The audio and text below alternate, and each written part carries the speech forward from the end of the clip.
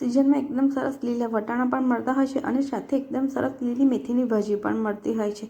તો આજે આપણે એકદમ સિમ્પલ સબ્જી બનાવીશું, મેથી ભાજી અને વટાણાનું શાક।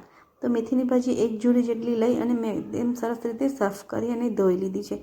સાથે જ આપણે એક કડાઈમાં 2 મોટી ચમચી તેલ એડ કરીશું, 1 ચમચી જેટલું જીરું એડ કરીશું અને 2 થી 4 મરચાં એડ કરીશું જેને કાપી લેવાના છે અને લસણની 10 થી 12 જેટલી કળી એડ કરીશું જેને આ રીતે કટ કરી લેવાની છે। તમે આખી કળીનો ઉપયોગ પણ કરી શકો છો। જો તમને ભાવતું હોય તો આખી કળી પણ ખાવામાં ખૂબ જ સરસ લાગે છે। તો બધી જ વસ્તુને આપણે 1 મિનિટ માટે સાંતળી લઈશું અને 1 મિનિટ સાંતળ્યા બાદ અહીં મેં 1 કપ જેટલા વટાણા લીધા છે, જે મેં ફ્રેશ જ વટાણા લીધા છે અને સાથે 1 ચમચી જેટલી હળદર એડ કરીશું। મીઠું આપણે થોડી ભાજી બેસી જાય પછી એડ કરવાનું છે। તો એકદમ સરસ ભાજીને બધું એડ કરીને હવે મિક્સ કરી લઈશું। તો આ ભાજી એકદમ સરસ અને રૂટીન મસાલાઓથી જ બને છે। અહીં સ્વાદ અનુસાર મીઠું એડ કરીશું।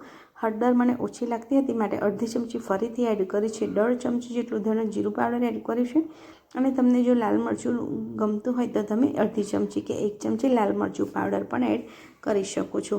તો એકદમ સરસ બધું જ મિક્સ કરી લીધું છે। વટાણા પણ એકદમ સરસ આપણા બફાઈને રેડી થઈ ગયા છે।